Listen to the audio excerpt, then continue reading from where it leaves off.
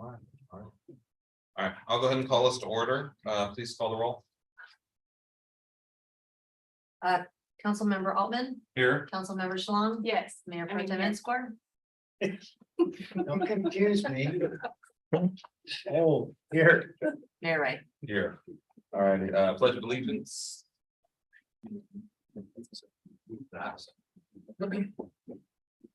Ready to begin?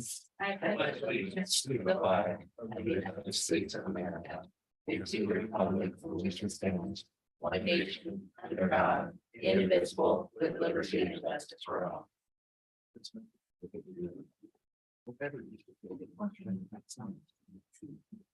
All right. All right. Presentation on draft tobacco retail license.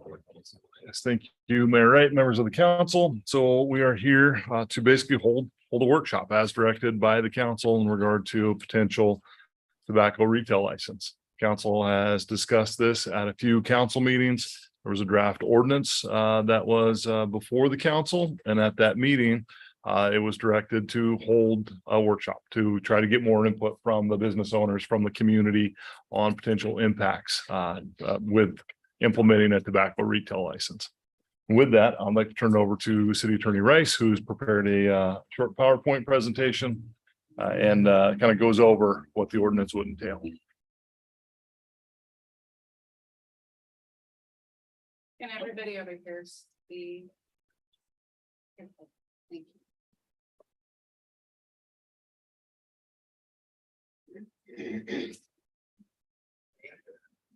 Presentation and kind of goes over what the ordinance would entail. I'd like to make sure everybody hears. Can everybody over here? All right, I think we are good now.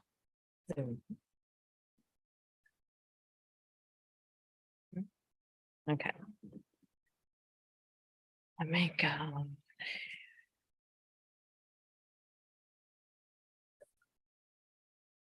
Hey, Mayor and Council, we're here tonight for the tobacco retail license ordinance. I want to thank everybody for showing up and willing to participate and give their input this evening. I'd like to do a short PowerPoint that just sort of condenses a lot of the things that we've talked about over the last year or two and has brought us to this point. And I assure you it's quite condensed. So why are we here initially? So 40,000 Californians die every year from smoking. That's more than alcohol, AIDS, illegal drugs, murders, and suicides combined. And smoking constitutes 21.6% of cancer deaths.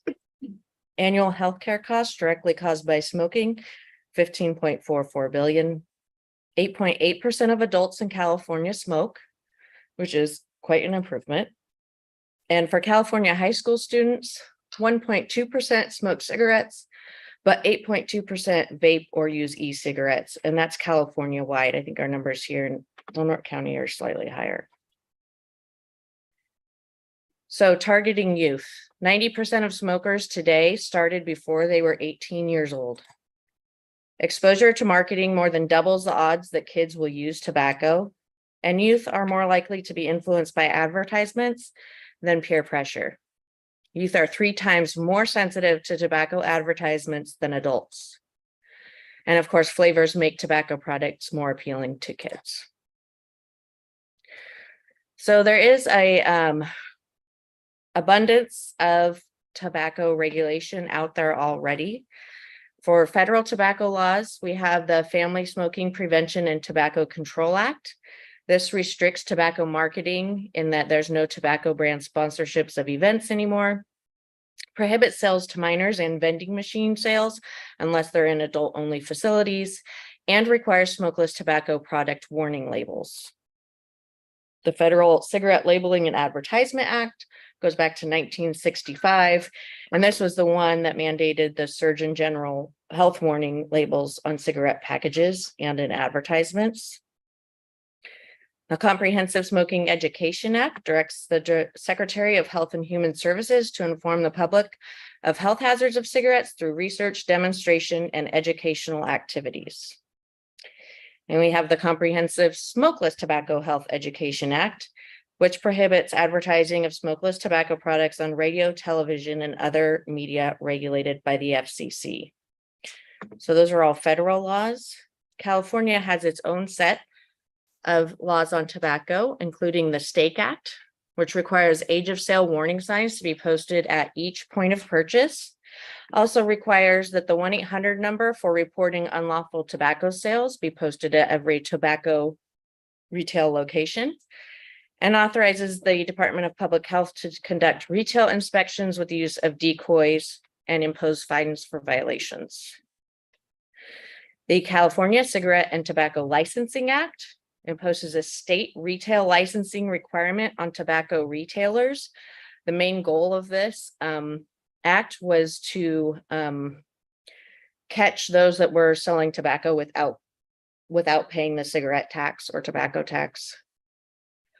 But also your retail, your state tax license, tobacco license may be revoked for certain offenses like selling to a minor on your third or more offense.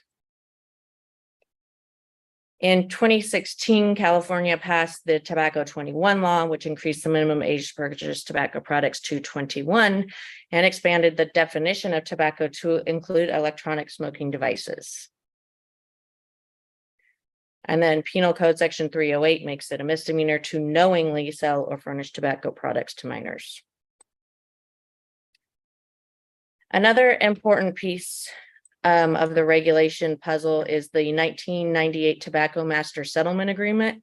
This was originally between 52 states and territories and the 4 largest tobacco companies. The other states that were not involved in the Master Settlement Agreement had prior settlement agreements with the tobacco companies. This eventually, a total of 45 companies settled, and the settlement agreement imposes limits on advertising, marketing, and promotion of tobacco products. It also funds tobacco use prevention programs, and that tobacco companies have to pay billions of dollars to states each year. The 1998 Smokeless Tobacco Master Settlement Agreement was similar, just targeted smokeless tobacco. Involved the United States Smokeless Tobacco Company, which is also known as Skoal and Copenhagen brands, bans the cartoons and targeting of youth, limits outdoor tobacco advertisements, limits promotional activities, and also funds tobacco use prevention programs. And probably our most recent regulation was SB 793 in California, the flavored tobacco ban, which was originally passed in 2020 by the legislature, but there was a referendum. And in November of 2022, the law was upheld by the voters.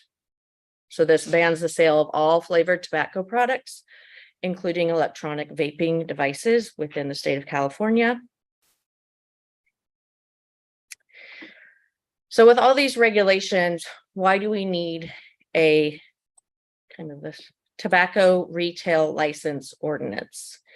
What does this do for us? So it provides for some measure of local control, and we can do that through local enforcement of state and federal laws. And violations can be addressed locally through fines or suspension or revocation of the tobacco retail license. We can also impose local regulations that fit the community's needs. So some of the draft ordinance provisions that are probably of greatest interest to those here tonight. One, a tobacco retail license from the city would be required in order to sell tobacco within the city limits. No new license, as drafted, no new licenses would be issued until the city has less than 2 tobacco retailers per 2,500 residents. That's only 3 or 4 licenses. And currently we have 10 tobacco retailers, I believe, within the city. So it would probably be quite a while till we got down to that number, but it would be a goal. The second piece is that selling of tobacco would not be allowed in pharmacies or retailers that include pharmacies. And we currently have 2 tobacco retailers with pharmacies. So that would drop us down to 8. Licenses are transferable. Initially, they were not, but this was adjustment that was made after hearing from local business owners. So the license would be transferable to a new owner of that same tobacco retailer, but it would not be transferable to a new location. In addition, any violation of any federal or state law relating to marketing, sale, or distribution of tobacco products would also be a violation of the TRL ordinance. Outdoor advertising would be limited so that it is prohibited within 500 feet of pools, parks, and playgrounds. And indoor advertising is limited in that it would be prohibited within 5 feet of any toy, candy, snack, or non-alcoholic drink stands. So those places where kids tend to gravitate. The enforcement mechanism, our municipal code at chapter 1.24 has administrative citations. Those come at $100 for a first offense, $200 for a second, and $500 for a third. All citations can be appealed if it is done so within 15 days. Appeals will be heard by a hearing officer that is paid for by the city. Tobacco retail license, suspension or revocation. As currently drafted, the tobacco retail license would be suspended for 60 days upon the issuance of an administrative citation. However, if that citation was appealed, it would be stayed until the appeal was heard. It's 90 days for a second violation within 5 years, 120 days for a third violation within 5 years, and then revoked for a fourth violation within 5 years. And basically, you can't reapply for 5 years after that.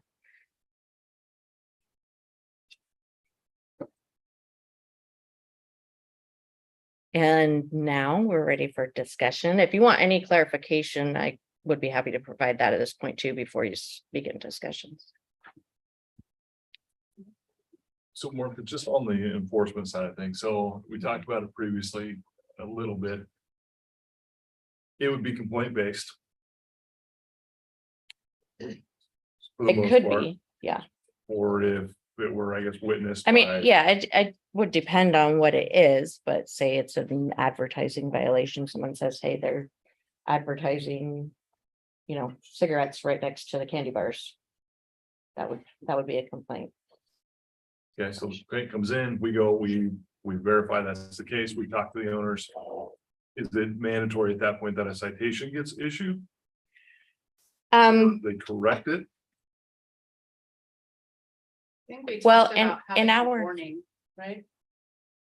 In our system, all enforcement is discretionary. So they Um, could, Typically, in all of our enforcement cases, whether it's code enforcement type stuff, our goal is compliance, and you achieve that through education. If education doesn't work, then sometimes enforcement does become required. someone say that if somebody has a violation when their grass getting out of control or code enforcement whatnot, a lot of times we will send them a letter stating that making them aware of the situation and they have a certain amount of time to correct it, and gets corrected, and then compliance is achieved, and that was the goal. Correct. Castle. I was just gonna say that was what we discussed in one of our previous meetings, that this isn't to get anybody in trouble, but to educate, and the warnings.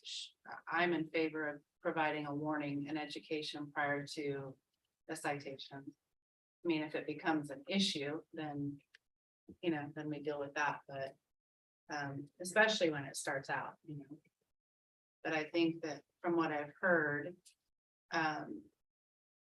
the tobacco prevention coalition would provide education and resources to all of the tobacco retailers.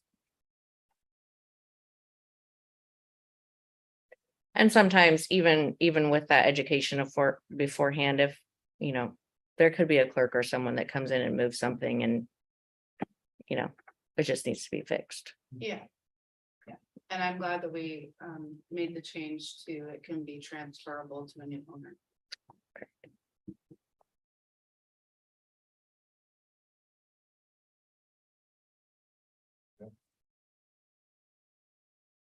One other question for you, is this, especially on the enforcement side, is this comparable to what the counties is? So the only difference is so that the counties is just like the first step where if you get an administrative citation, your license will be revoked for 60 days automatically. And then you have to, I believe, apply to have it reinstated. Ours is a little bit different, and then I thought to keep suspending something over and over again for 60 days, if you had to keep doing that, that's obviously not getting you anywhere. So it's a little bit of a ramped up scale, but that's not, set in stone. I would love to hear from the people who have joined us tonight. And Sounds good to me. Public comment? All right. Okay, Sabina Ritter, C. Renfrew, RS Fuels. Can you put that slide up that has the 1, 2, 3, 4 on it?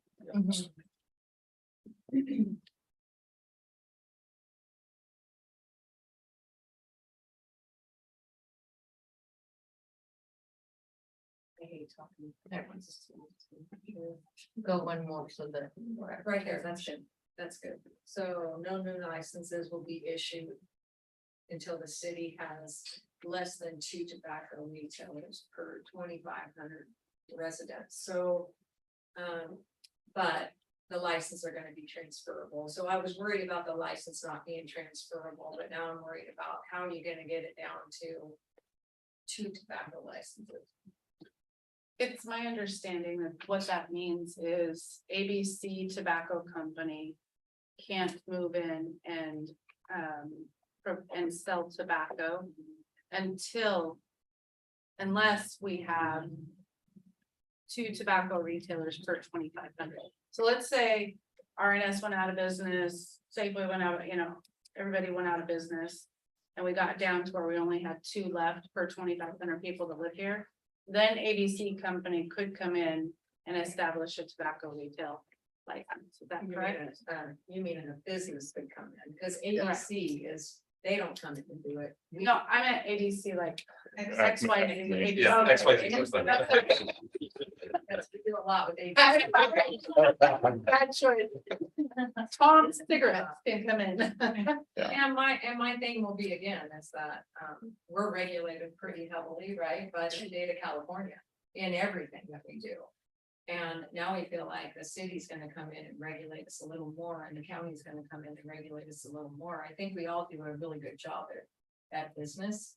And I don't know about, well, I do know about my business, right? You will not find anything near anything that a kid has. So my cigarettes are up overhead and there's candy right below them, but you don't see them from the outside, right?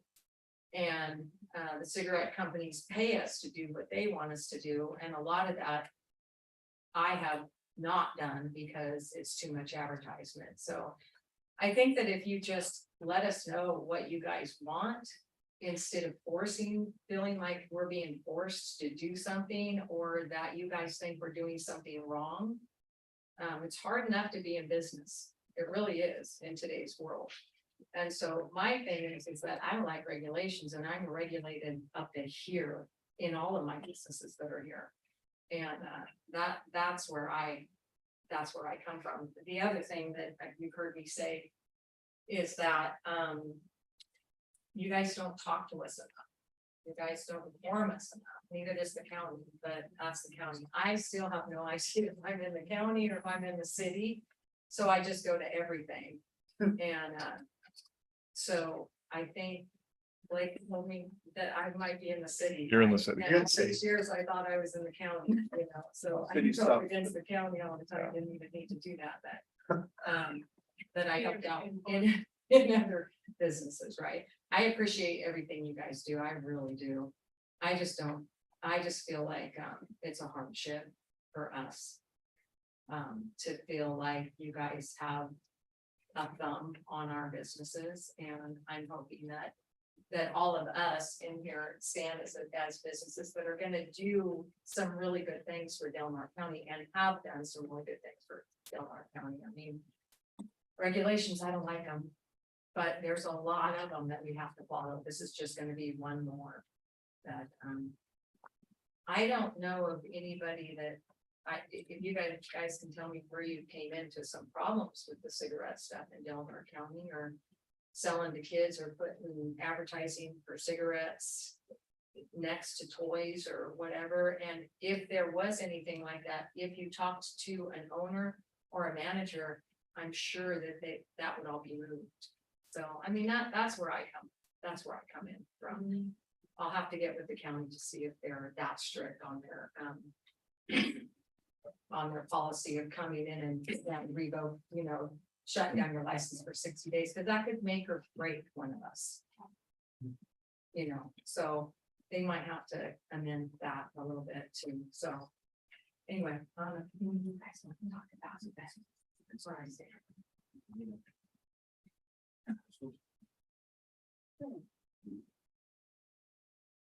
I have a question, not so much.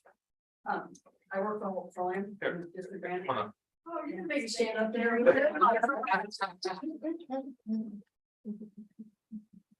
So. My question is. You wanna put all these enforcements on us? What are you doing to enforce this with the kids that are smoking? Is it not illegal to smoke when you're younger? Why is it, I never see anything being done to the children walking around with cigarettes and vape pens? They're never given tickets that their parents now have to pay and might actually pay attention to what their children are doing. You go after us, who are selling to adults. What they do with the cigarettes after they leave is not something we can control. So maybe you should put some of your effort to trying to figure out how to make the kids stop and how to punish a child for doing an illegal thing. The kid drives drunk when he's young, he gets punished, he gets caught, he gets tickets, he loses his license. Why can't you do something to aim it at the children instead of us that are bending over backwards to we already with the tobacco ban, flavor ban, lost a ton of money. Do something to the kids that are doing the smoking. Start there instead of one more regulation for us. Can I ask you a question really quick? First of all, I'm kind of in agreement with you. But have you read the tobacco retail license? Can you tell me what parts would be difficult for you as a business owner? For the tobacco retail license, the way it's written, are there pieces of it that would make it hard for you? Losing our license is all I'm talking about. I mean, if you go down to 2 places in this town that can sell alcohol or tobacco, I have So 2 that's- stores. That's why I wanted to, I wanted to be clear, you're not gonna lose your license. I would hope not. No, the only way you would ever lose your license is if you continually offend by selling to minors. The only way that it would go down to 2 is if a business that sells tobacco closes. So we are not regulating you selling. You're not gonna go out and give tickets to anybody. You're not gonna do stings to try and catch us doing things that we're already having stings done at. Okay, we talked to them. Stings Okay, done to us. I mean, to me, once you start doing controls, the more controls you do. You guys have this number of 2. To me, it feels like that's what you want. And Well, you're gonna do what the you number want to of- get to that. the number of 2 tobacco retailers per 2,500 is what the standard is in California. It's just showing that's what the standard is and that we are more than the standard. I'm pretty sure everybody must be then. I come from a town with, what are we, 13,000 people and there's. 15 places to sell tobacco? It's this, when you say the state average, You know, we have 4,200 people and have 10 places this month. How many people are across the city? 4,200. The city limits are pretty You're in small. the county, Daryl. Yeah. Where's your city at? The city limits are very small compared to, yeah, and this only, well, this ordinance only affects city retailers. So which ones, are you in the city then? She is. North Crest, is Joe probably isn't then. Yes. he is. Joe's in. It ends in him. Am I- Correct, am I correct? Yeah. Chevron's in it, the Texaco across the street's not, Williams Drive right there and right behind. If you're in the road, you're no longer in the city. Yeah, found there. So as far as Ms. Renner, the city ends at the trailer park past her one there, so there's what used to be Shooters in the trailer park behind Pacific Terrace Manor.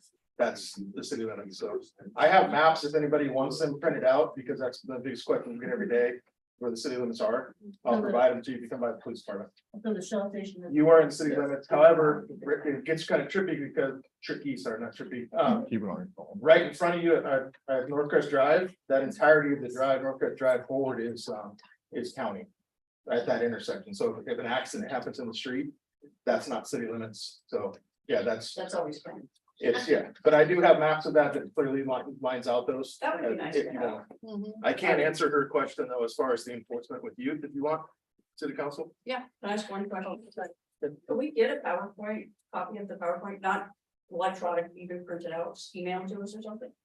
Yes. Do we have your contact information? Piece of paper. You can give it to me. Yeah, if you give it to me, I'll make sure that you get it. You'll have to send one to the last 5 people. We're all listening. We'll get it to them.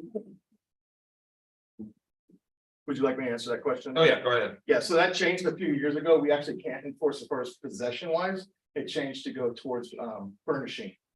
So your answer is, can we cite the juvenile for being in possession of it? No. That's that we have to go to the administrative part of it in the schools, which we do. We work with the schools, our school research officers in there and doing that, but we can't. So legislation is your answer as to why we can't do that. It used to be 308, I think it was B was possession of the smoking devices, stuff like that. We could cite out. We can no longer do that. Good evening, everyone. I'm Crystal Yang. I'm the health education coordinator for the tobacco use prevention program at Delaware County Public Health. First of all, I just want to thank you guys for bringing up this topic again. And just to kind of review some of our local tobacco statistics. Roughly 22% of adults smoke here in Delaware County. We are within the top 3 highest smoking rates in the state of California. And the California Healthy Kids Survey in 2021 reported that 22% of 11th graders currently use e-cigarettes. And in terms of state compliance checks, you can actually search it on the FDA website, which I pulled up. The last time the state came and did compliance checks at the Crescent City tobacco retailers was in 2015. And I'd be happy to provide this for you if you guys would. Give it to Robin.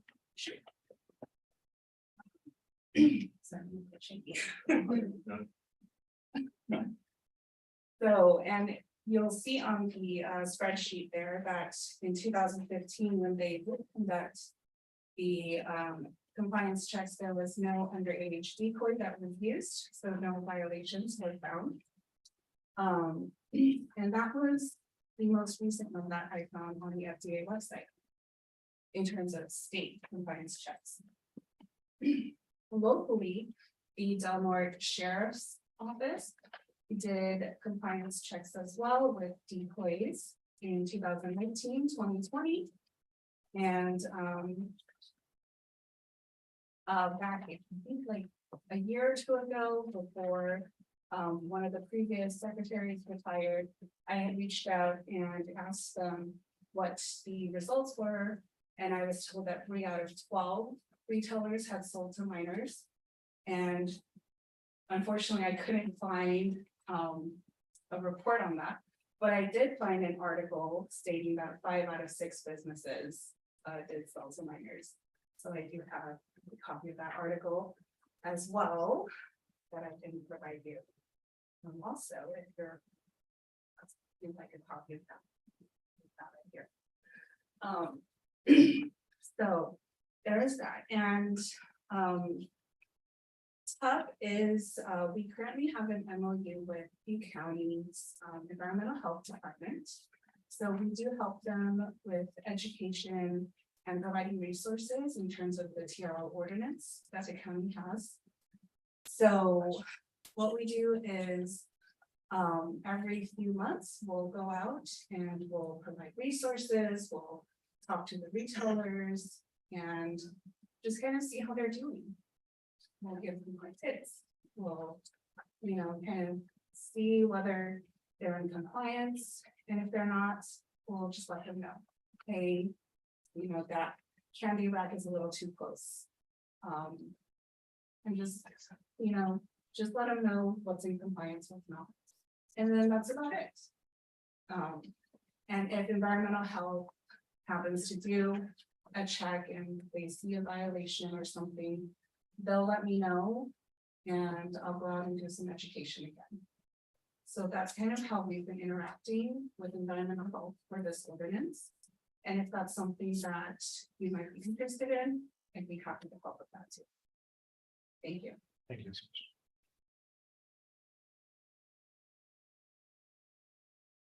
Anybody else? Can I talk again? So I'm gonna talk a little bit about the stings that go, so I was one of the ones, I got stung on that one, so I sold, not me, an employee sold to a minor. And what happens with that is the employee gets cited and usually it goes to court. They get in trouble. I have to deal with the state of California, which I have to go through a whole bunch of processes, pay a huge fine to keep my license. And then I have to go in front of, I have to talk about what my education was after that happened, what I did with the employee. So the employee got fired, no longer worked for us, and he worked for us for a long time. And there was a lot of people in the store and he just did not ask for, you know, it was a total mistake. He'd never done that before. He worked for us for 15 years. But that, and so I'm saying that does happen, but I can guarantee it that it's not happening on purpose and that we are really heavily regulated. Amber was trying to tell me that there had been a sting in Delaware County since what, 2015, did you say? But that one happened in 2019.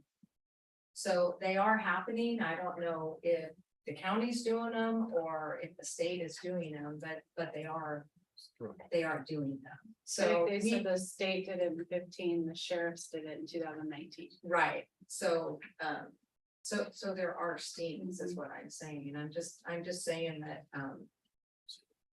that, you know, for an owner, because I'm an owner operator, right? And some of these people that are here are not owners, they're district managers and managers, but I know that Humboldt Petroleum and us put a scanner in now that you have to scan a driver's license before you're gonna be sold. So you know, since all this came about, we're trying to do better things to help us and for you guys to not let this happen in Delaware County. None of us want kids to smoke.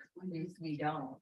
But I will fight back on regulations towards the employer and the businesses because that's my job. I have a lot of businesses here.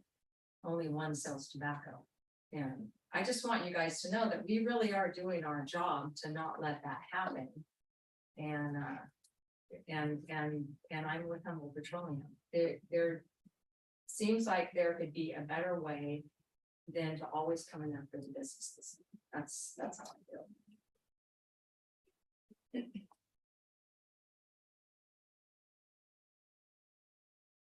Anybody else? A question. I'm Kelsey George, District Manager from Troy. When we were talking about the licensing, was it saying that if you sold your business, the licensing would be able to be, okay, so it's still transferred? So you can still sell your business and still be. able Can't to- sell it to like a new location. Right, That's okay. the difference.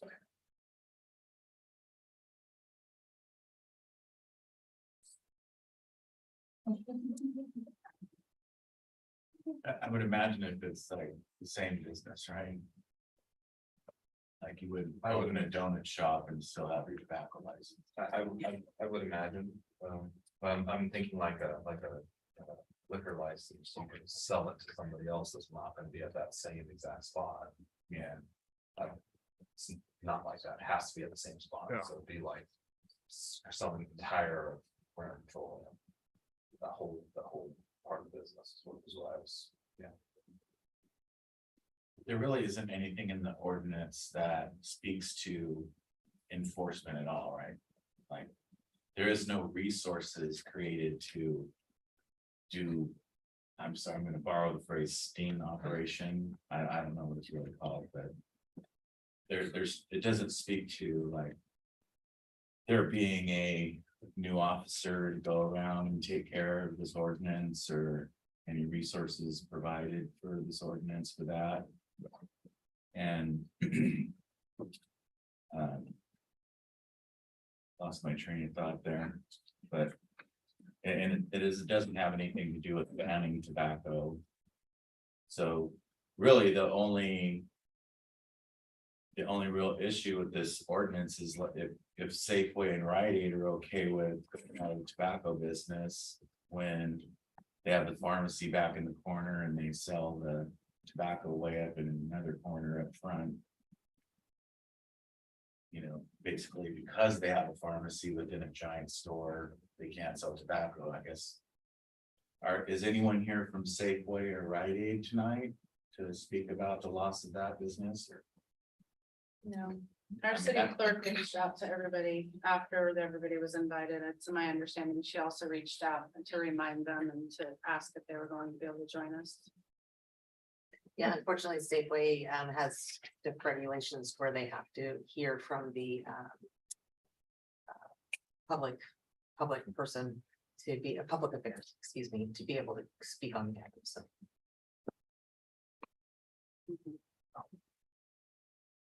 But you, I was just remembering something my boss told me to ask. Right.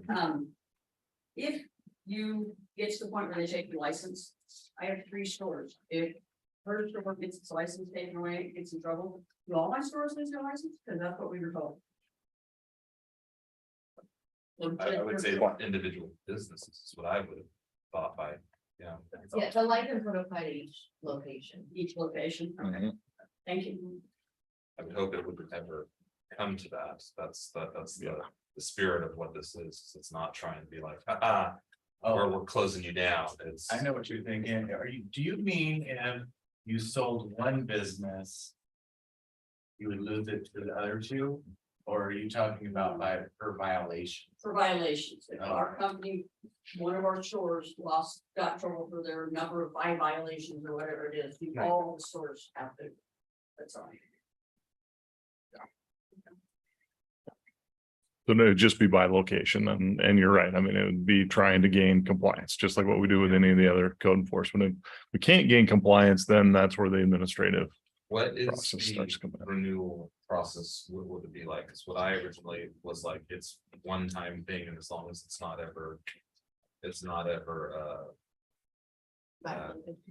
Like taken away, then Mhm. you would never have to reapply for it. That's what I was, because I Being didn't want a heavy burden financially placed on the business ever. Mhm. Is that kind of, which was that the question before? You understand what I'm saying? Can you ask it again? No, not The fine, annual like, renewal. say it's whatever the amount is, say it's $100. I don't want this to be reoccurring every year, $100. It's unless they lose that license, like we take it away from them. I don't want them to be reapplying for it. I want it to just continually roll over unless something negative. And by negative, I mean like multiple problems are occurring. So that way it's not a financial burden on the business at all. But it still gives the local control of having the ordinance in place. Yes. I believe The way it is currently written, is that the fee would be set by the city council. So if you don't set a fee, there is no fee. If you do set a fee, there's a fee. And then renewal. That's again, the same. Okay. Whatever. We could set different fees for, you know, the initial application. You could have no fee renewal, if there's no issue, but you could have, I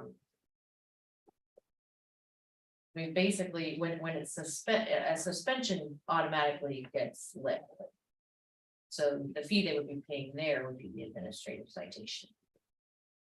And as far as an annual renewal process, it could just be once a license is issued unless it gets revoked, It's just. it just continues.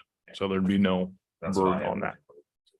Like I said, I hate doing paperwork, so it's kind of like one of the things that even, you know, turning in a 700 form once a year, it's annoying for me, so it's good, it really is. I'm in agreement. Mhm. With the seven. So. No, I'm in agreement with them about. I see, whatever everybody agrees on for the application process, but as long as there's no. Issues with enforcement. That there's no need to do an annual renewal paperwork. Unless they have been suspended. And then even then, it would be if it's suspended, then that means they're getting cited for something. Right, so it's Right. not like. We're putting anything extra, it's you're being cited, so it's not. Yeah, Does that make sense to you?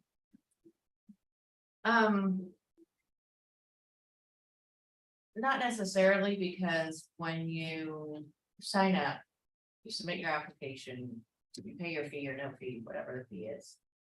And you have a license, and then if whatever happens, you know, there's a bunch of issues, and you get an administrative citation and you're suspended, then once your suspension period's up, your license is good again.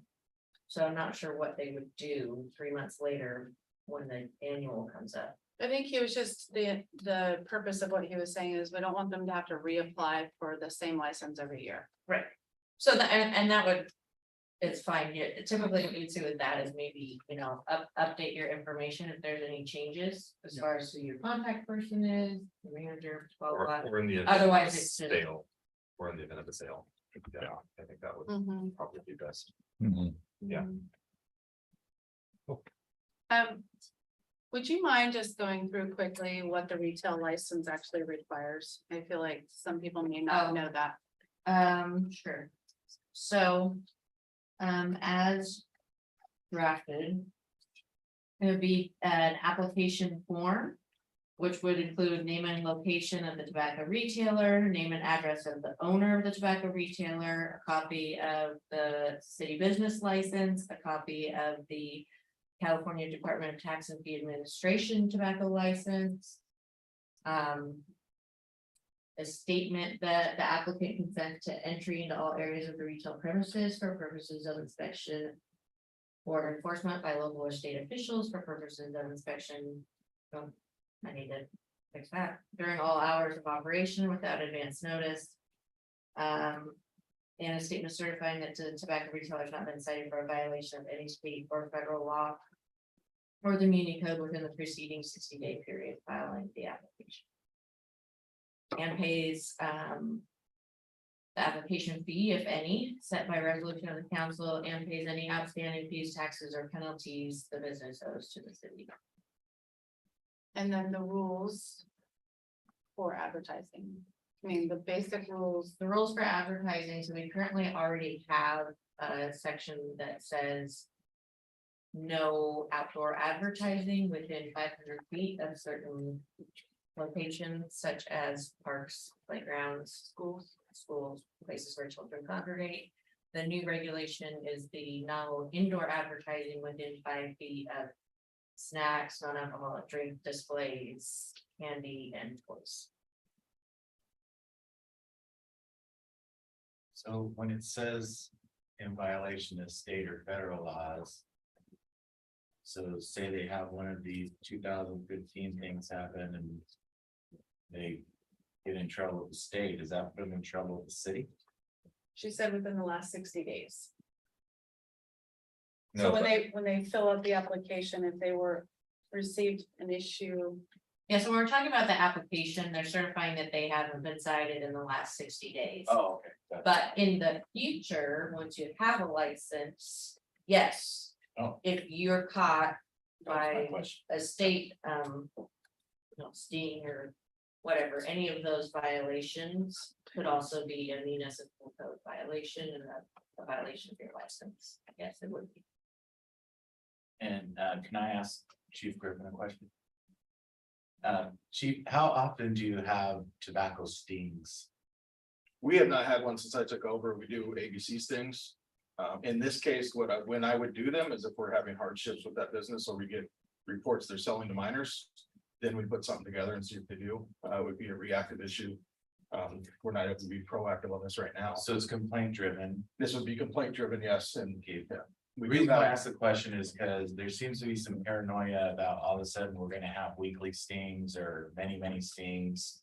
If this goes into place.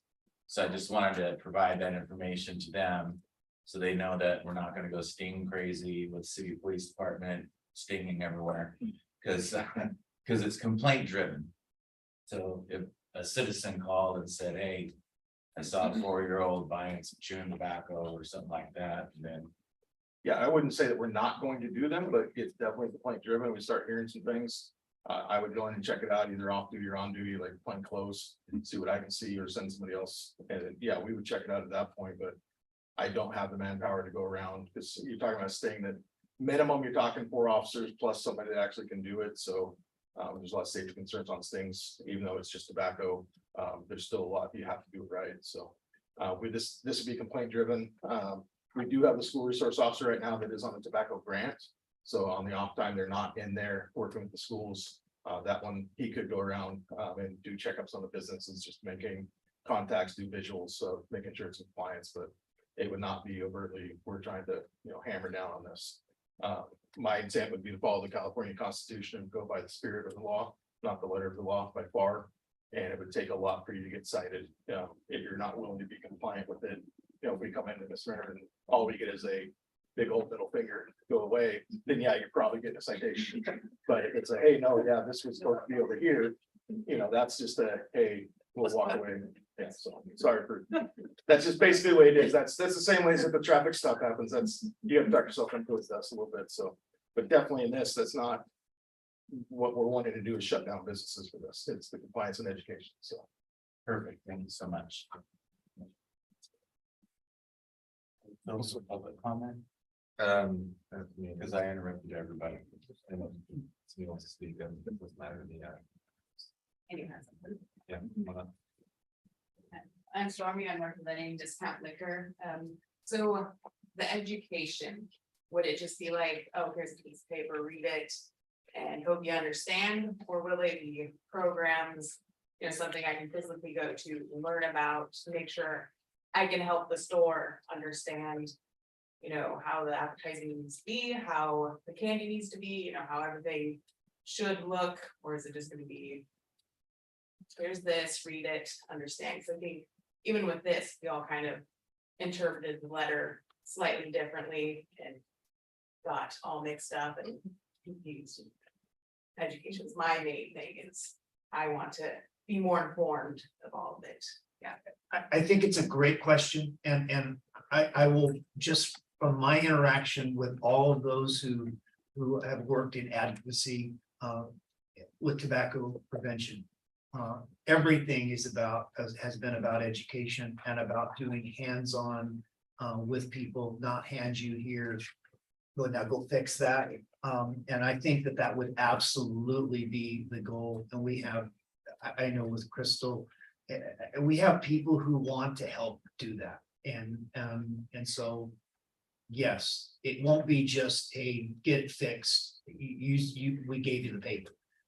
It will be just what you asked for.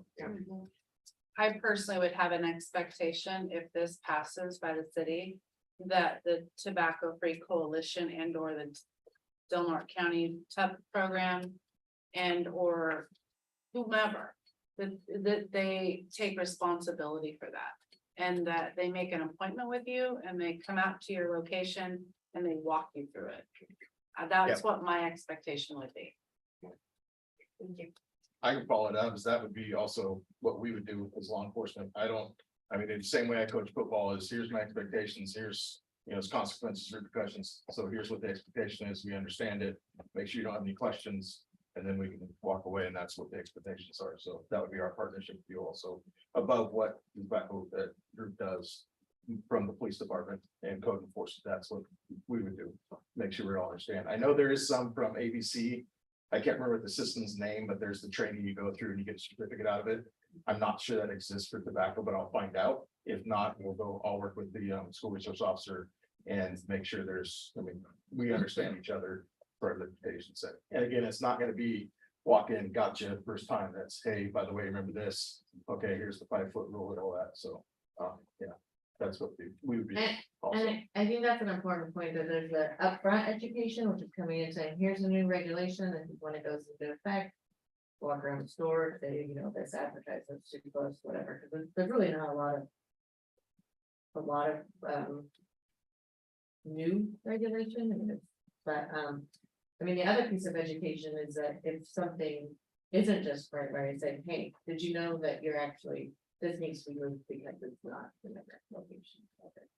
So there's the initial education, but then there's also education as part of enforcement, but then there is an issue down the road that it's explained and expected to be corrected. And then if it's not, the next step. I think it could be handled somewhat like we handle our trailers, when we deal with oversized trailers. We actually issue with the warning first. So it's, hey, fix this by this time, like move the vehicle by this time, whatever, then we can come back. That's where the talk would be. We can figure out somewhere in between, they're like, hey, here's what's actually wrong. Here's the date we expect it to be fixed, but let's talk through it. And then that way, hey, this is specifically, so we can definitely come up with something through there. So it's not a citation, it's just a, hey, by the way, but then if we get 3 or 4 of those and it's not fixed, that's where we're gonna go citation line. Does that make sense? Yeah. Okay. Would there be a way to like get a hold of you or code enforcement or whatever to have them come look at our store and go tell us what's wrong? I think that's what, Myself, Before somebody comes in and tells us what's wrong. yeah, 100%. I think that what we like, just what I said, what I expect is that the Tobacco Free Coalition and the Tub Advocacy Group that's spearheading this healthy statute, or not statute, but regulation license, that they would make an appointment with each retailer and come out and talk to you individually. Can I expect that from you? Okay, so in case you guys haven't met me, I'm Crystal. I'm the coordinator for the drug use prevention program. And yes, once if this TRL does eventually go through, I will reach out to each of you, whether it's by phone call, by letter. I might even come into your store and say hi. And I'll let you know the details of the, whatever you'll need to do to comply with the ordinance, and just talk you through it, walk you through it. I'll be your go-to person. If you need any help, any resources, I will be happy to help you. I have signs, I have stake axe stickers. I will make informational resources to make the ordinance digestible, for you to understand. So please reach out to me. Thank you. And really with the proposed ordinance, there's not a lot for, a lot of changes that are really out there for businesses. And it's really just about the advertising. That would be the one piece that the businesses would need to be aware of. The rest of it is pretty much just applying for the license, right? And then that would be automatically renewable, or however the council wants to see that go through. And then the attrition with selling a business, if you don't continue that license on, then that license then would be lost for that location, but you would certainly have the right to continue it on to the next business owner. Correct. That's how I understand it. All right. If I may, What? just one last. I think one of the main goals. I'm sorry, could you tell us who you are? Oh, I'm sorry, I'm Memphis. I'm from the smoke shop that's behind Starbucks. Okay, The thank you. operational manager there. I think one of the main goals for this proposed TRL. Yeah. Is that we reduce the number of people who are smoking cigarettes, just entirely. Mainly that we're reducing children who are smoking, and we all know that they're not getting them from. The retailers, because as far as I teach my employees, the moment someone comes in the store, they need to be ID. No questions. If they don't do that, they don't have a job. End of story. And the sad fact is that we have a lot of people who have children that give these products to their children. And the data, as far as I understand it, supports that these advertisements that kids see when their parents or uncles, whoever, bring them into these stores, when they see them buying cigarettes next to candy, toys, etc., it creates a positive message in their mind that lasts longer than they're a child. Because as the data says, most people who are smoking nowadays started before they were even 18 years old.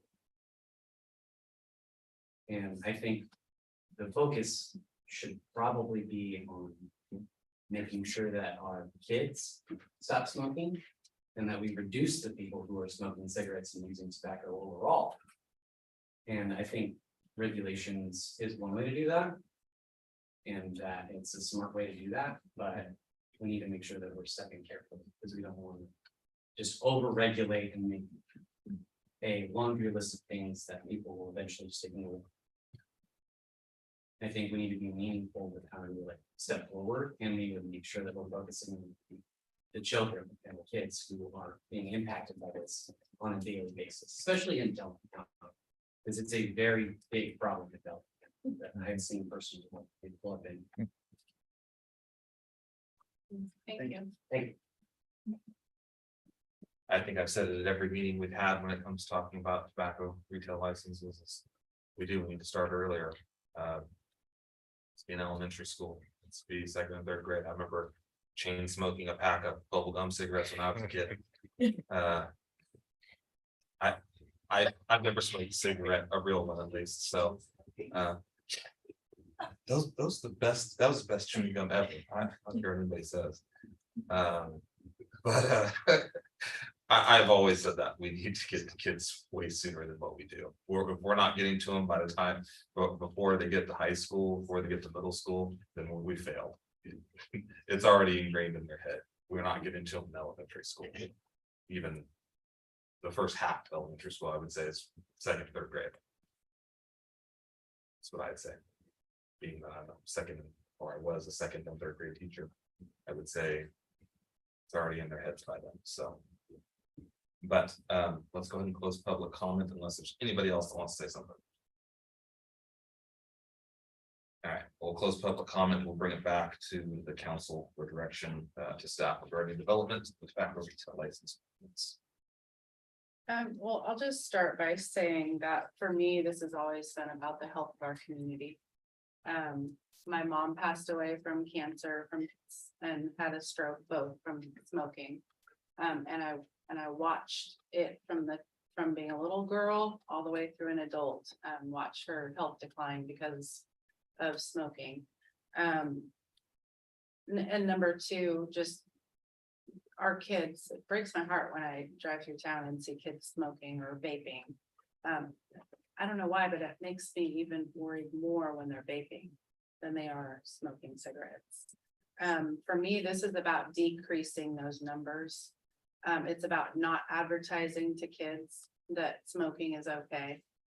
I don't like regulations either. I hate it when California passes a regulation down south that we have to abide by up here when they have no idea what our community is about. That for me, this is about the license is a way for us to stay, I feel like, stay in better communication with our retailers. to help educate them and keep that advertising away from kids. Yes, I agree with Memphis, having fewer people smoke over the year.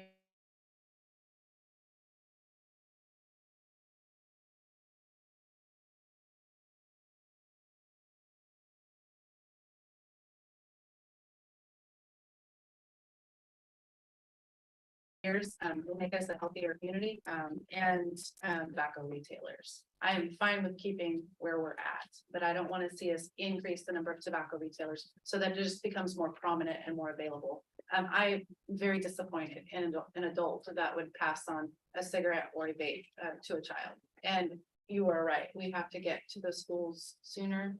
We used to have a DARE program, and that went away a long time ago, but kind of the same premise, you know, where education is happening in the schools and, you know, changing lifestyles is in a community is probably the hardest thing that you can try to implement as a leader, an elected official. And I understand where you're all coming from. For me, I just go back to protecting our kids, fewer people smoking, less advertising to kids, and that's kind of where my heart is. I have another question that I just thought of it after she was talking. As it sits currently, if there's a state violation that occurs, is the city notified? You get notified, chief?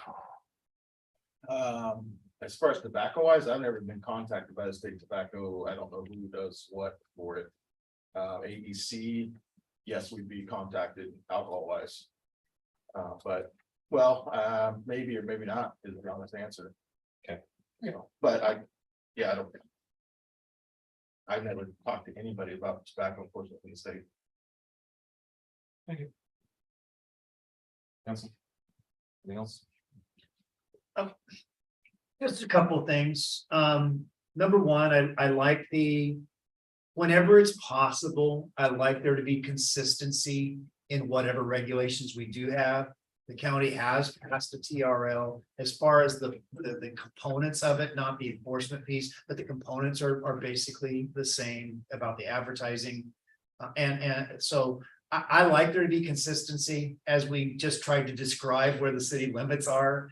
Yeah, if you're in the street, you may be in the city limits. If you get up on the sidewalk, you're probably in the county. I mean, so communicating the same message and having a level playing field for everybody is always something that I like to go for, if we can. Now, with that said, if the county was to enact some kind of ordinance that affected businesses and I thought it was way too heavy-handed, I wouldn't have a problem with saying we aren't doing that. That's not the way we approach things. I don't see that is this. I don't see anything in the TRL that is asking, with the exception of the interior advertising, that's asking anybody to do anything different than you're already doing. You have to go through the process of getting a license. That's the biggest lift of all of it, and the interior positioning of advertising. The other thing I want to mention is I'm not here to speak for the advocacy groups, but one of the things that I've heard multiple times is that the city's goal is to get this to 2. Now, I can't speak. I'm not affiliated with any of the advocacy groups, though I have worked with all of them willingly. My goal of this ordinance is not to get to 2.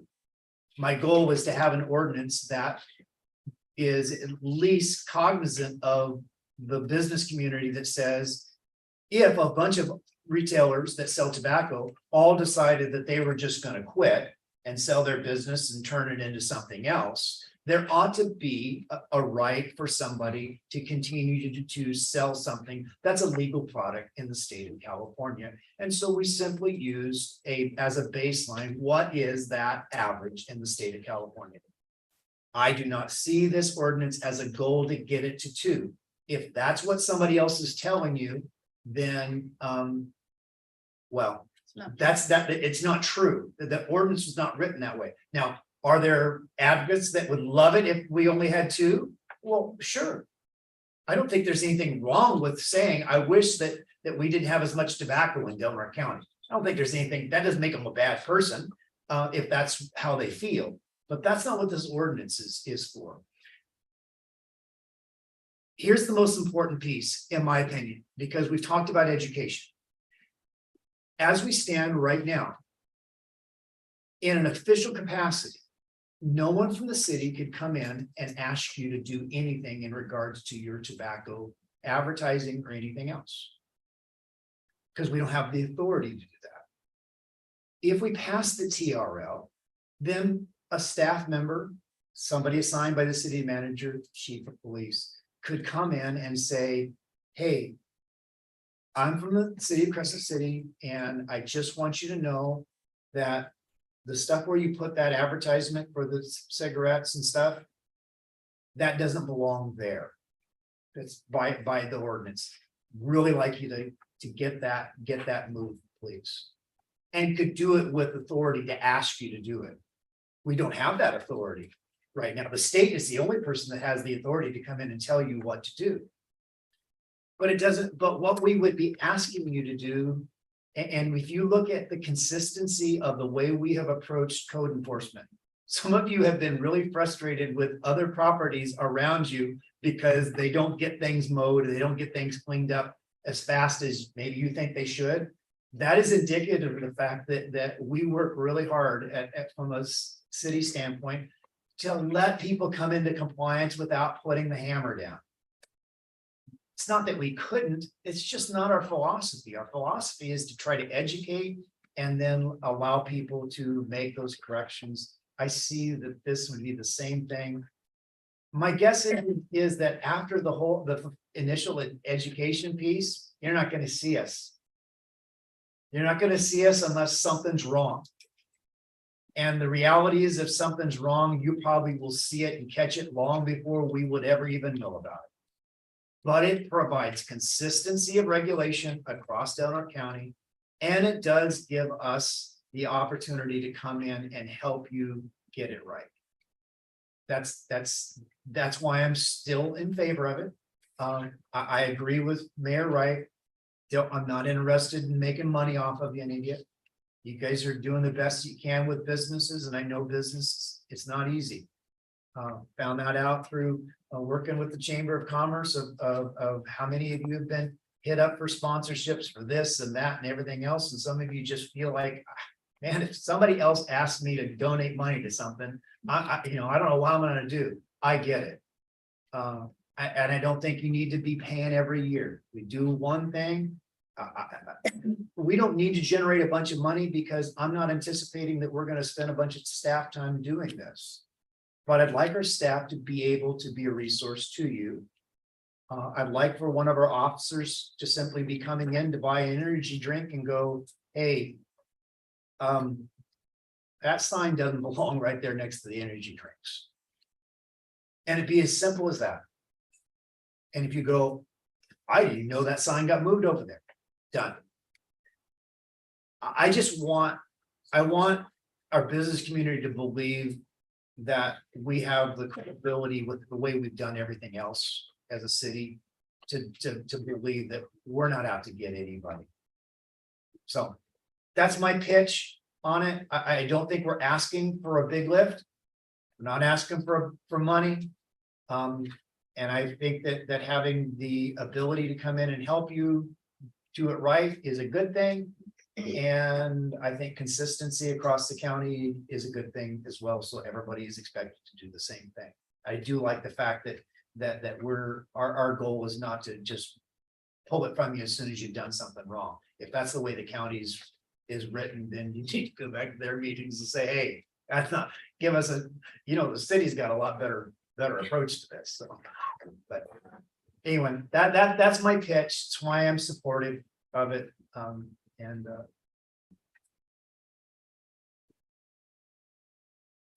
So just a couple things. So from what I'm hearing, we don't want fees for the application. Is that right? Yeah, and then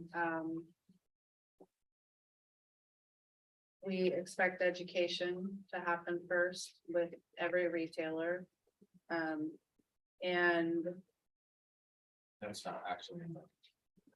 $4 now I'm just kind of summarizing what we kind of said that was different than from before. We already said that the license can be transferred to a new owner. And I think what I heard is that we would like a warning prior to a what do you call it? Prior to citation. And I think then, then Chief's gonna need to educate his team as to what the new TRL would look like so that they're familiar. And can give those friendly reminders if they come across something. Is there anything else? Sounds different. Pretty right to me. That's just all included, chief, in your regular pay. We'll put it in. Alright, thanks. Sorry for my jokes.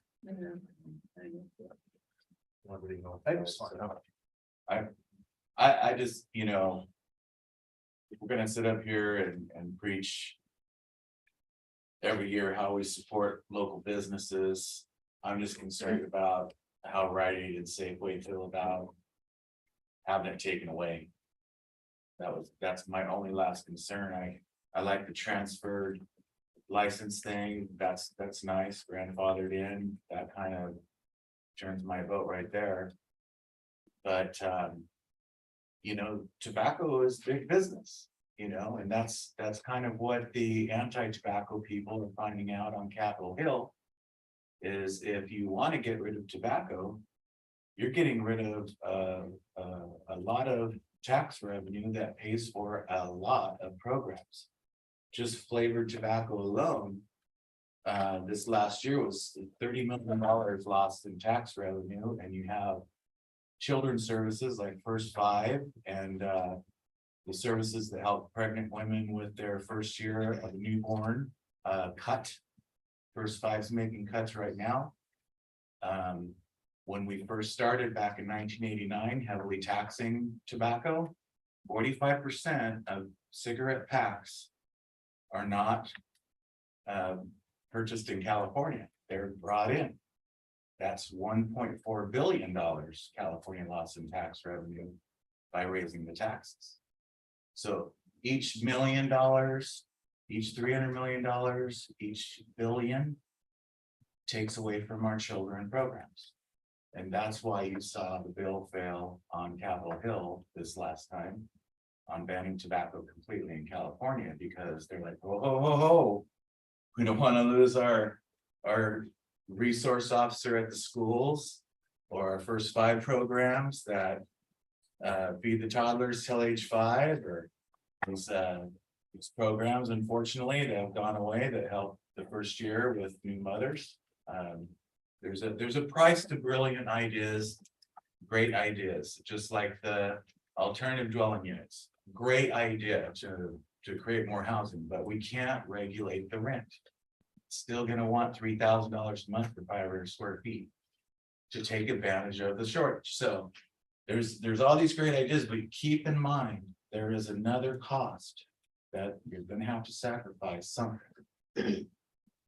And I think taking away, we've got some shuttered businesses in town.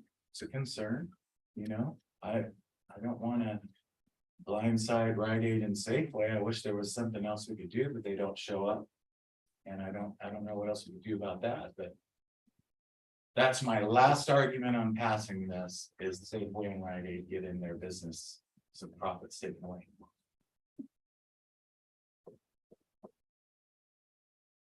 Well, and I don't disagree with you, but honestly, I'm not nearly as concerned about Rite Aid and Safeway as I am our own local small businesses. I mean, not that I shouldn't, they're local businesses, and obviously we appreciate the tax revenue that's generated in both of those businesses, but the impact.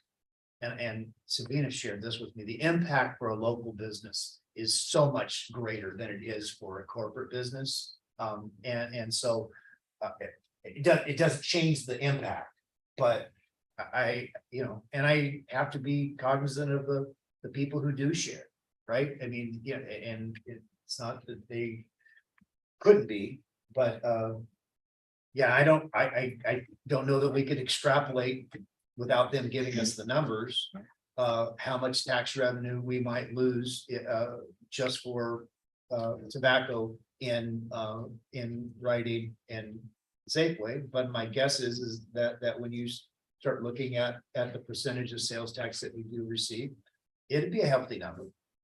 It's gonna be a healthy number of revenue. You're absolutely right about that. For them as a business, I mean, they'll probably with tobacco or alcohol, right? A lot of times people will find another store to buy it. Yeah. And so it might go to just a different store.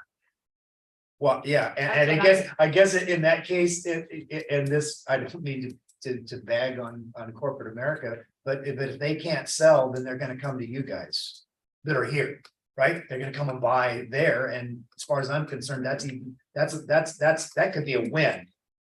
Not that I'm advocating for selling tobacco, but if I wanted, if there's gonna be tobacco that's gonna be purchased in Delaware County, and there is, who am I more concerned about?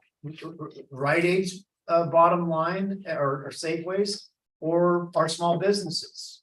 Honestly, if it pushes customers to our smaller businesses and that helps you on your bottom line and helps you continue to do what you guys do every day, and that's not only run a business, but give back to this community, then I can live with that too. So I'm not sure that's a bad thing. And I haven't some of the other pharmacies are already stopped selling as a corporation. CVS. So I think it's probably trending that way anyway. So I think Safeway and Rite Aid are probably right behind without this whole TRL. If there's 120 other jurisdictions or somewhere around there that have done this with the pharmacy aspect, and Rite Aids and Safeways, just from what we've heard, you just send them a letter and they just hold it up, and they have not gone out of business. There's not been a report of either of those pharmacies or large corporate retailers going out of business because of it. So Yeah, even Walmart stopped selling. Walmart has stopped selling it now. Yeah. Yeah, I was just putting on a perspective, and this is just analogy, and it's probably not close enough to the situation, but like, so you're gonna differentiate against like a larger corporation than a small business, but all of it as a whole is a symbiotic relationship, as proof in San Francisco in Union Square, where large corporations are shutting their doors because of shoplifters in mobs coming in. And I kind of feel like I'm the shoplifter running into Safeway along with these three, grabbing a couple 12 packs and headed out the front door. And if they're like, hey, I can't, deal with this, what's next? Orange juice, and then they board up and leave. Well, all the local businesses in San Francisco there, they got big banners up going, please support us, because they don't have the traffic now, see? And it's probably not, because we're probably talking clothes rather than groceries.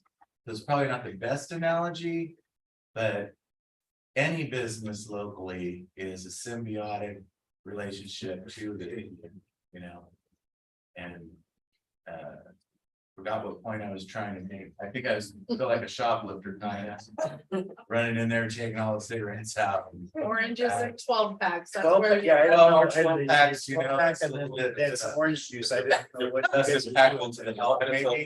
And some clothes. Anyway, So direction, do we have sufficient direction for this?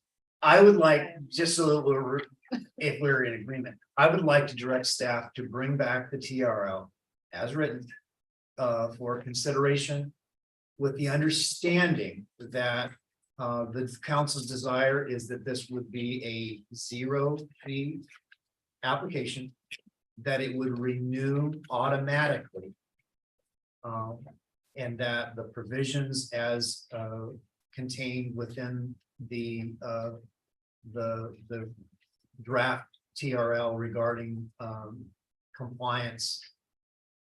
That would be the only determination of a license being revoked or whatever, but that there wouldn't be an annual application.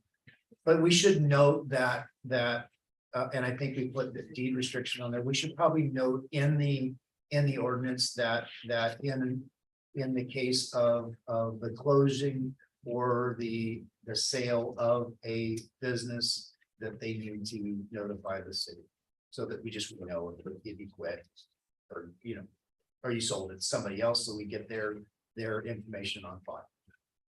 I'm in agreement with that, except that I would like to have it written in that there is a warning prior to the first. Fine or citation. And shouldn't there be something that speaks to its same business? Like I said earlier, I mean, it'd be kind of silly if a gas station mini mart turned into a donut shop. Wouldn't that be ridiculous if you had a completely different business with cigarettes on the wall? Well, then you're not selling your business really at that point. You may have sold the property, but you're probably not selling the business. Okay, so I guess I was going by, if it's the same spot, It has the to be. license grandfather, It's the same business. the same if- exact business. So if you If- sell your If business, Texaco, I'm just making this up, if Texaco sells their gas station. And it's still a gas station, even if it changes to Shell or whatever, but it's still a gas station. Selling gas, convenience stuff and tobacco. So we don't even have to talk Then about it that. can be transferred to the new business. Okay. But if they become Jack in the Box, That's then that does, I mean, So it it's doesn't just. apply. Well, I mean, That's could just somebody not common open up, could a business owner not open up a Jack in the Box franchise inside of their gas station? Sorry, We're Actually, creating a yes, business. we could do that. yeah, not Jack in the Box, Carl's Jr., please, I would love one. So to have one. I know. Yeah, all right, so we have sufficient direction. Yes, you want it written in that, so one thing I was thinking was in the, beginning of, trying to find the first page of the text, so there is a purpose section, and we could include in there, that the purpose is education.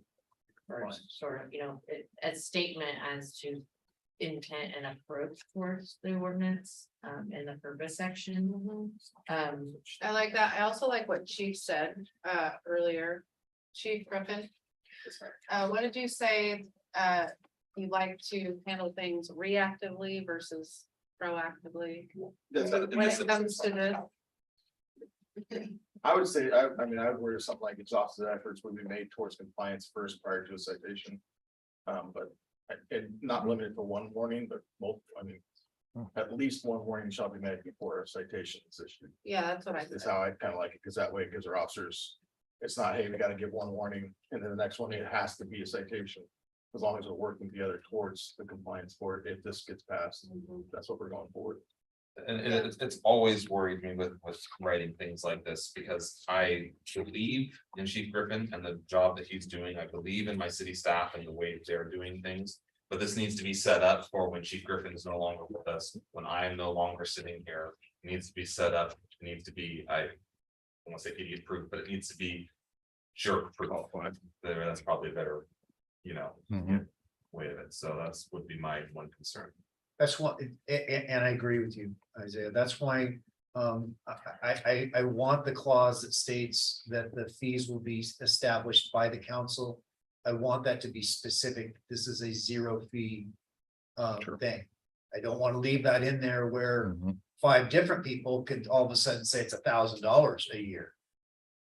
Now, obviously, they can come back and go through the public process and do all this to try to change the ordinance, but I want it written into the ordinance that this is a 0 fee. And that we're accepting the cost of staff time to try to help educate, not. If our goal was really enforcement, then we put a fee on here so we could pay staff to do it. That's not our goal is education. And so I want to make sure that that's written in that way, so that the only way that could change is this ordinance would have to come back to a public hearing and actually be formally amended. It couldn't just simply be a resolution, the council just didn't do it. So, Do you have the power currently to write citations if you wanted to, or does this give you power in your jurisdiction to write citations? No, we do not have the power to do it now, not in anything tobacco related. Yeah. So this would give the chief the power to write citations and enforce locally this ordinance. Yeah, Yes. and I feel like, Yeah. personally, I feel like it's more geared towards selling to minors. I mean, that's really where we want that to stop. We don't want anybody selling to a minor. And I get there's gonna be mistakes made along the way, and that's where those warning and then a citation comes into play. The advertising and those kinds of things are more educational, and that's common sense, you know, you don't advertise a flavored or a vape or whatever to a child. For me, that's common sense, and I think you're all gonna pass that with flying colors after you hear from Crystal, and it's gonna be, you know, I think relatively simple. I got one other, trying to be as business friendly and in an environment that may not see it as friendly as possible. And that is in the case of a state violation, or I can't remember, Sabina, what was it called when the state, whatever it is, enforcement comes with the state. I do not want the city to apply administrative citations on top of what the state does. If we're informed of a state violation and compliance, I simply want it written that we will not administer an additional citation. We will simply confirm that compliance has been made. We're not going to come in and double up because we find out that the state nailed somebody. Great. If that happened, that's on them. All we want to know is was it corrected? We're not going to come in and put in another citation on top of a state citation, because this is not about making money. It's just about compliance and education. So I don't want us to double up a citation simply because we're informed that that the state agency. That's why I was have done asking that earlier, because that's what kind of, I thought the language was that's for application purposes, Yeah. so. Well, per the council's direction, that would qualify for a warning. I think if we were notified, then we send them a warning. Yeah, that Go and it's make sure. A Yeah. violation of your tobacco retail license. Make sure we're gaining compliance, right? Compliance is gained. So be it. done. I just don't want there to be an automatic trigger that says, oh, they got violated by the state. This is a way for us to get $100 out of it. I don't think the $100 that's not the goal. No, it's not, but as, if there's ambiguity in the ordinance, again, somebody decides they want to be the. You know, the cigarette Nazi here and say, oh, well, they've got violated by the state, we can cite them. The bigger Yeah, deal well- wouldn't be the $100, it would be that their license would be revoked. for Exactly. 60 days. So. Yeah. I just think that we can put language in there that states that a state violation.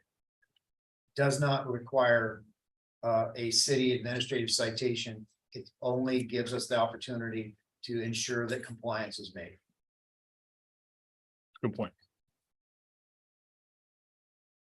All right, so citizens direction. Are we good with that? Yeah, that seems, yeah, seems. Okay, Yep, there you go. Sounds good. That's right. Do you feel you have good direction on this one to bring it back to a council meeting? Yes. Not guaranteeing it'll be perfect, but Hmm. I think I have 4 or 5 adjustments. Thank you. And thank you, everybody, for coming tonight. We really appreciate it. I do. I do too. Can I say one more thing? You're going to anyway. Just so the meeting lasts the next 30 seconds. When I was 13, 100 years ago, I didn't have bubble gum cigarettes. My buddy Doug discovered his dad's cigarette stash in his underwear drawer. We didn't buy them in a store. Adults didn't give them to us. And we're just curious bad kids who tried cigarettes, but we stole them from his dad. And now we're here in modern times, and I really don't think the retailers are the ones doing this. It's probably mischievous kids like I was. And sneaking them out of their parents' underwear drawer. So. Thanks for Have a sharing. good night. Yeah, all right. I'm gonna sleep better now. I will adjourn us to our 21st meeting at the Fun Center. Thank you.